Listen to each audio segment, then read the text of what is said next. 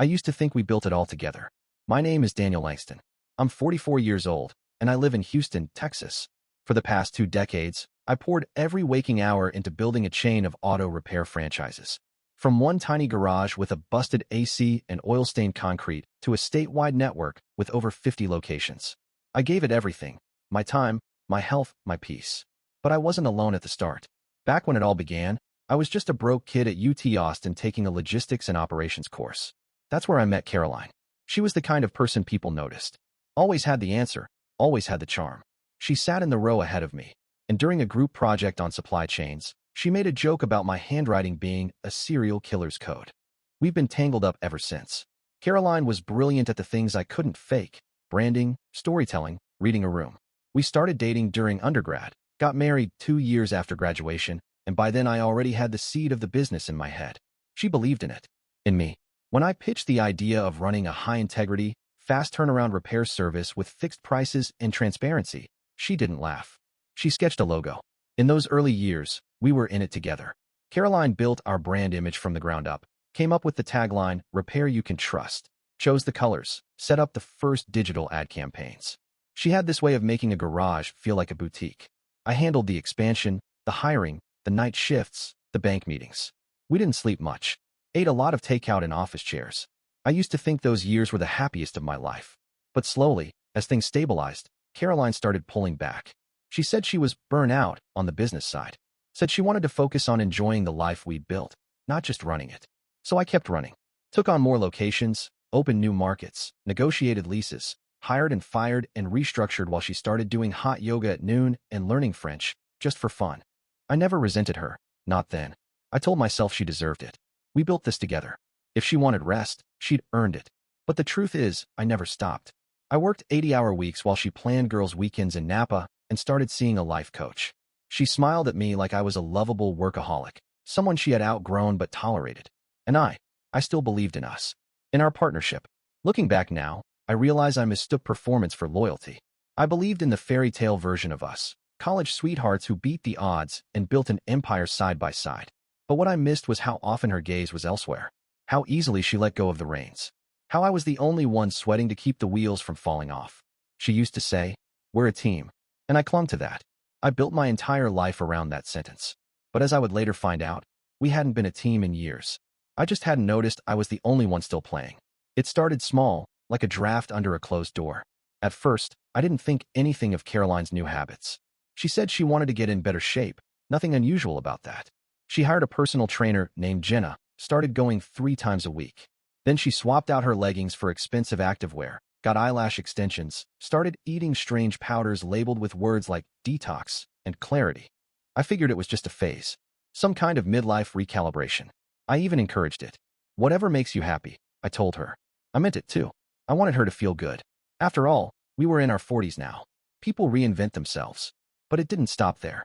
Suddenly, she was always busy. Book clubs I'd never heard of. Charity galas I wasn't invited to. She joined a wellness circle that met on Thursdays, which somehow included spa trips and weekend retreats. Her phone started going everywhere with her, even into the bathroom. I'd never thought of Caroline as secretive, but now she'd laugh too loudly at texts I couldn't see and angle the screen away if I passed behind her. I chalked it up to restlessness. We'd been together over 20 years, after all. People evolve. People need space. But then she changed the passcode on her phone. That one hit different. She used to leave it unlocked on the kitchen counter. Now it never left her side. She even started sleeping with it on her nightstand, screen facing down. When I asked about the passcode, she brushed it off. "Jenna said I should be more careful about security," she said. "Hackers are everywhere." The first time I noticed her leaving after dinner, dressed a little too nice for book club, I still didn't let my mind go there. I told myself she was just restless, maybe bored. We hadn't taken a real vacation in years. I was always working. Maybe this was my fault. But the night it all cracked open, I came home early. I'd flown to Austin for a surprise walkthrough at one of our newer locations, but the meeting wrapped up early and I caught the last flight home. It was a Tuesday. She didn't expect me. I let myself in through the garage around 9:30. The lights were dimmed.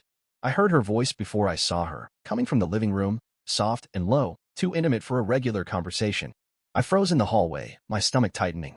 "No, I miss you more," she said, her voice sing-song, almost girlish. A pause. She laughed again, then whispered, "Stop, you're so bad. What if he walks in?" I didn't move. She was curled up on the couch, her back to me, wine glass in one hand, phone in the other, smiling like a teenager on prom night. I backed out quietly, heart pounding, ears ringing. Drove around for an hour, pretending I'd just gotten delayed. That night, I lay beside her in bed, wide awake, listening to the sound of her breathing, wondering how long she'd been gone from me while still living in my house. And I knew this wasn't just about phone passcodes or book clubs anymore. Something was broken, and I wasn't sure it could be fixed. After that night, I stopped pretending. Caroline didn't know I'd hurt her.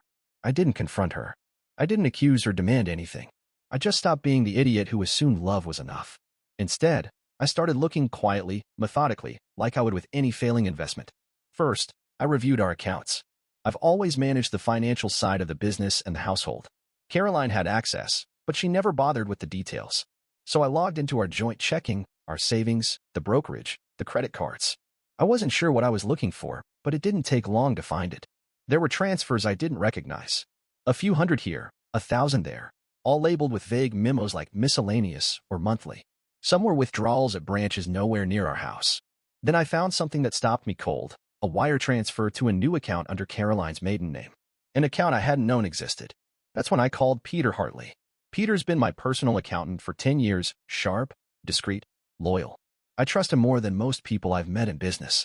I told him I needed a quiet audit. I didn't explain why, and he didn't ask. He just said, "Give me access to everything," and got to work. Within 48 hours, Peter called me back. His tone was different. He's usually calm, borderline bored. But this time, he sounded tight. "Daniel," he said, "you're going to want to sit down." He started with the money. Caroline had opened 2 accounts in her maiden name over the past 6 months. She'd been transferring small sums from our joint accounts regularly. Nothing huge, just below the thresholds that would trigger automatic alerts. But over time, it added up. Close to $50,000, siphoned off right under my nose. That wasn't all. She'd sold some of our valuables, her jewelry, some of the smaller bonds we kept in the safe, even a few of the antique pieces we inherited from my grandmother. She hadn't told me, hadn't replaced them, just quietly liquidated and pocketed the cash. Peter paused. "Daniel, you need to know something else." That's when I brought in the private investigator. Peter gave me a referral, some ex-cop named Grady with a shaved head and a Rolodex of methods I didn't want to ask too much about. I told Grady I wanted surveillance, phone records, and if possible, photos. I gave him Caroline's schedule, her gym location, the car she drove. He nodded once and said, "Give me a week." He came back in 3 days. He slid a manila envelope across the table. I opened it slowly, already knowing what I'd see but needing the proof anyway. Photos of Caroline at a restaurant, seated across from a man in a slim gray suit. Their hands touching, their heads close together. One shot of them in the parking lot, her hand on his chest, his lips on hers. Text logs printed out from a burner phone account linked to her name. Dozens of them, all from a man named Brad. Grady looked at me, eyes hard. Pharmaceutical sales rep. Lives in Dallas. Divorced. Real charmer. The last page showed a flight reservation. 2 tickets to Costa Rica in July. Booked under her maiden name and Brad's full name. And just like that, it all clicked. Caroline hadn't just cheated. She'd planned a whole exit strategy. She'd been draining accounts, selling off heirlooms, preparing a soft landing for her next life. All while sleeping next to me. All while smiling like nothing had changed. I didn't say a word to her. Not yet. Instead, I handed Peter everything and told him to prepare for separation of assets. Called my lawyer and started getting my paperwork in order. Changed passwords. Secured the titles. Quietly moved all remaining business accounts into holding structures she had no access to. I was calm. Not because it didn't hurt, but because I finally understood what I was dealing with. This wasn't a love story that had gotten lost. It was a con, and I was done playing the mark. Caroline came home late that night. Not unusually late, just enough to be interesting. Around 9:15, wearing a tailored trench coat I didn't recognize and heels she hadn't worn in years. She walked in humming something under her breath, dropped her purse on the bench by the door, and called out, "You home?" I was sitting at the kitchen table, calm and still, a folder placed neatly in front of me. She stepped into view, paused when she saw me, then forced a smile. "Hey, everything okay? Take a seat," I said. She blinked. "Why? Just sit," I repeated, quieter this time. She looked at the folder, then back at me, a flicker of something, concern, suspicion, moving across her face. Slowly, she sat across from me. I slid the folder toward her. "What is this? Go ahead. Open it." She hesitated. Then she opened it. At first, her face stayed neutral. The photos took a second to register. Then the bank records, the account statements, the text logs, the vacation itinerary. By the 3rd page, The color drained from her face. She looked up at me, lips parting like she wanted to speak, but couldn't find the words. Eventually, she settled on a soft, shaky, "I can explain." "You don't need to," I said. Her eyes flicked down to the papers again. "Daniel, it wasn't like, this isn't what you think." "Really?" "Because it looks like you've been funneling money into a separate account, selling my grandmother's silverware, and planning a romantic getaway with Brad from Dallas." She flinched at the name. That told me more than anything. She tried a weak laugh. Okay. Yes, I've been seeing someone. But it's not serious. It's just emotional. I didn't mean for it to go this far. Right. I leaned back in my chair. So the stolen assets and offshore transfer weren't part of it going too far, huh? Her voice changed then. Higher, breathier, shaky. "I was lonely, Daniel. You're always working. You don't even see me anymore." "I saw you just fine," I said. "You were at yoga, then Pilates, then weekend wine tastings with your wellness friends. I was running our company while you were researching how to disappear." Tears welled in her eyes. "I'm sorry. I didn't know how to tell you. I thought if I just found some happiness for myself, maybe it wouldn't feel like betrayal. You stole from me, Caroline." That landed. She pressed her hand to her mouth and let the tears fall, big and performative. "I don't know what's wrong with me," she whispered. "I didn't want to hurt you." I stood up. "You've got 24 hours to pack your things and leave." She looked up, stunned. "Wait, what?" "You're not on the deed. You haven't worked in the business for over a decade. This house, it's mine. And you're leaving. Daniel, please, we can fix this. We can talk to someone, therapy, or... I cut her off. "We're not fixing anything. You've been gone for a long time." I just finally caught up. She tried one last tactic. Big eyes, trembling voice. "Don't throw this away. We were partners. You and me. From the beginning." I stared at her, feeling nothing. "No," I said. "You threw this away." I just finally set it down. She didn't speak after that. She just sat there, shaking quietly as I walked out, leaving the evidence on the table like a final report card. And that was the last time I ever believed a word out of her mouth. The next morning, I expected the house to be quieter. Maybe tense, maybe tearful, but definitely quieter. Instead, I walked into the kitchen and nearly dropped my coffee mug. Caroline was standing at the stove, flipping pancakes like it was a Sunday brunch. She wore a pale blue dress I hadn't seen in years, tight in the right places, casual in a way that screamed curated effort. Her hair was curled. Her makeup was fresh. The scent of syrup and coffee filled the air. "Morning," she chirped, without looking up. "I made extra. Thought we could talk before you head to work." I stared at her. She turned then, with a smile that didn't reach her eyes. "I figure maybe we were both a little emotional last night." I said nothing, just set my mug on the counter slowly. She walked over and handed me a plate stacked with pancakes. "Let's not do anything we can't undo. I mean, we've built a whole life here, Daniel." I didn't touch the plate. "You have until 6 p.m., I said evenly. "That was the deal. Don't make me escalate this." Caroline's smile faltered. Then, like a flick of a switch, her face changed. She set the plate down with a clatter and folded her arms. "You really think you can just throw me out? Just like that?" "It's not a matter of thinking," I said. "It's already done." She scoffed, stepping closer. "Daniel, you've been working too much. You're not well. Anyone can see that." I raised an eyebrow. "Excuse me." She nodded solemnly, her voice syrupy again, but now with a bitter edge. "I've been talking to a lawyer. Do you know Texas has mental health statutes that allow for involuntary evaluation?" I blinked. "You're threatening to have me committed?" She smiled again. "No, of course not. I'm just saying, you've been erratic. You're not sleeping. You're paranoid. I have people who've noticed. If you try to throw me out, Daniel, I'll have no choice but to tell them I'm concerned. That you're unstable." For a moment, I couldn't move. Then I laughed. Just once. Cold and short. "You rehearsed that, didn't you?" She tilted her head. "You've left me no choice." I reached into my briefcase and placed a thick envelope on the table. She looked down at it, then back up at me. "What's that?" "Legal documents," I said. "Petition for divorce. Asset separation agreement. Motion for exclusive residence." And it. I pulled out one more sheet of paper and laid it on top. "A restraining order. Signed this morning. Effective immediately." Her mouth opened, but no sound came out. "I already spoke to a judge," I added. "The evidence you helped compile made it easy." She snatched up the papers, eyes darting across the top pages, her breathing shallow. "This won't hold," she whispered. "This is all just fear and reaction. The courts don't favor sudden orders. You're bluffing." I turned as the front door opened. Footsteps. And then, right on cue, my attorney and a uniformed sheriff's deputy stepped into the room. The deputy nodded. "Ma'am, we're going to need you to collect your personal belongings." Caroline's eyes went wide. "This is insane." "No," I said. "What's insane is thinking you could lie, cheat, and steal your way into a new life and still keep mine as backup. She looked from the deputy to me, then to my attorney, her voice cracking. I'll ruin you. I swear to God, Daniel.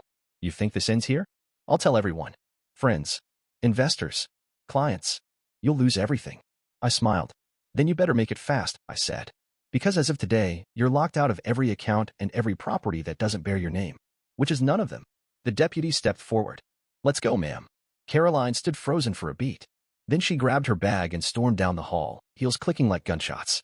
As she disappeared into the bedroom to pack, I stood there quietly, watching the plate of untouched pancakes grow cold. The syrup still glistened in the light. Like nothing had happened at all. Caroline came back 2 days later. I heard the crunch of tires on the gravel driveway just after noon. I glanced out the office window and immediately felt my stomach clench. She wasn't alone. Her brother Vincent climbed out of the passenger seat. Tall, broad, ex-army, and loud in every room he entered. He slammed the car door shut and stormed toward the house like he owned it. I'd always kept my distance from Vincent. He had a temper he barely disguised, and the kind of loyalty that made him dangerous if you were ever on the wrong side of it. And right now, judging by his body language, I was the enemy. I met them at the front door, didn't bother opening it all the way. Daniel, Vincent barked, voice low and threatening, you need to cut this nonsense out. Now. Caroline hovered behind him in oversized sunglasses and a silk scarf, like she was playing the role of a woman in mourning. She told me everything, Vincent said. You went full psycho. Kicked her out, had her followed, froze her accounts. She said you were spiraling. I didn't respond. Just let the silence sit between us until he stepped closer, puffing out his chest. She's got nowhere to go, he snapped. You humiliated her. You want to act like a man? Then act like one. Talk to me, man to man. I opened the door just enough to step out onto the porch. All right, I said. Let's talk. Caroline perked up like she thought I was going to cave. Vincent folded his arms, ready to argue. I handed him a folder. He looked down at it, confused. What's this? Open it, I said. He flipped the cover back. Inside were the same documents I'd shown Caroline. The bank statements, the text transcripts, the photos. But I'd added a new section, an itemized list of the valuable sheets sold, complete with photos and estimated worth. Jewelry, bonds, heirloom silver. Every asset that had vanished was accounted for. Vincent's brow furrowed. He flipped through the pages slowly at first, then faster. Caroline shifted uncomfortably behind him. She's lying, she said quickly. That's all twisted. He's manipulating. Quiet, Vincent muttered. He kept reading. I watched his face harden. His posture stiffen. He stopped at the page with the Costa Rica itinerary. His jaw clenched.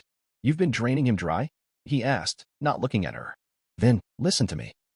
He finally turned around. You said he snapped. You said he got controlling. That he was unstable. That he was threatening you. Caroline fumbled for words. He was. I didn't tell you everything. No, Vincent said, his voice low and disgusted. You sure didn't. I could see the shift happen in real time. His shoulders slumped, not with anger, but with disappointment. The kind that cuts deeper. He turned back to me, quieter now. I didn't know, he said. She made it sound. I know what she made it sound like, I replied. Vincent nodded once. Then stepped down off the porch, walked straight to the car, and opened the passenger door. Caroline didn't move. She stood frozen on the walkway, arms crossed, lips trembling. Vincent, she whispered. He didn't look at her. You used me. Same way you used him. And with that, he got in the car and slammed the door. Caroline didn't follow. She just stood there in the driveway, watching as her brother, the one person who always defended her, always cleaned up her messes, drove off without a word. She turned slowly, her mouth open like she wanted to say something. I didn't give her the chance. I stepped back inside and closed the door. No yelling. No threats. No sympathy. Just the sound of the latch clicking into place. And outside, for the first time since all this began, Caroline was left alone. The next morning, she showed up again. No suitcase this time. Just a canvas tote bag slung over one shoulder and a face that looked like it hadn't seen sleep all night. Her eyes were red, mascara faintly smudged under one lid. I opened the front door before she knocked. She stood there for a second, like she didn't know how to begin. I'm not here to fight, she said. Good, I replied. Caroline stepped forward, but stopped on the threshold. Can I come in? I didn't move. You have 10 minutes.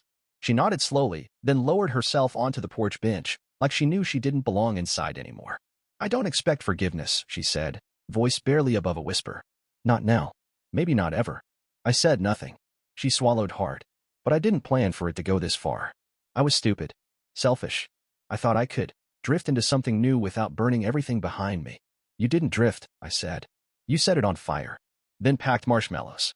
Caroline let out a weak laugh, then covered her mouth like she couldn't decide if she wanted to cry or disappear. I didn't just lose a husband, she whispered. I lost everything.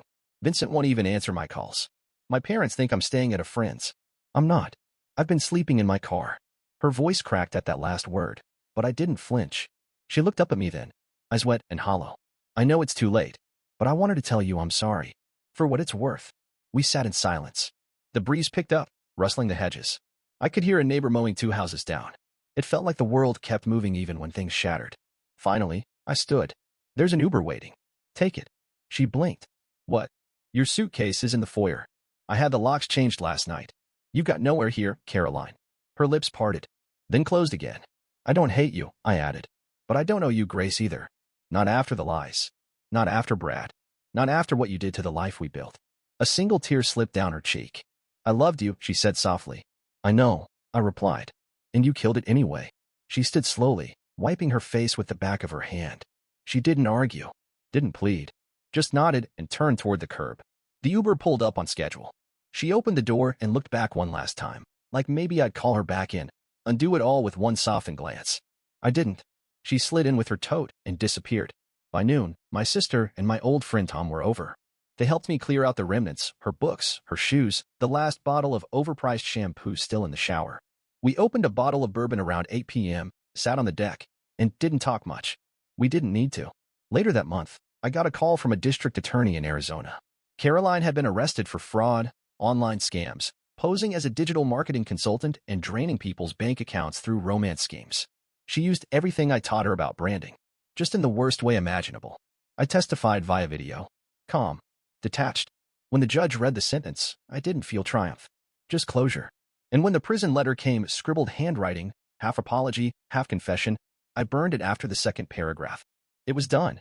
And this time, she wasn't coming back. 2 years later, the shop was running smoother than ever. I'd scaled back my hours, hired a second in command, and finally taken a breath. The kind of breath you forget you've been holding for a decade. That's when Elena walked in. She was applying for the operations coordinator role, ex-restaurant general manager, sharp resume, firm handshake, no fluff. She wore a blazer over jeans and called me sir in a way that made me feel like I was the one being sized up. I didn't even realize I smiled during the interview until she said, "You look like someone who used to do everything himself, but maybe doesn't want it anymore." She got the job. At first, it was just nice having someone who didn't flinch around pressure. Elena never blinked when a supplier screwed up or when a customer threw a fit over a warranty clause. She solved problems like she was undoing knots, steady, quiet, patient. One afternoon, I found her fixing a jammed paper tray with a butter knife from the break room. She looked up and said, "You don't hire helpless people, do you?" "Not if I can help it," I said. We started having lunch in the break room, then sometimes in the park across the street.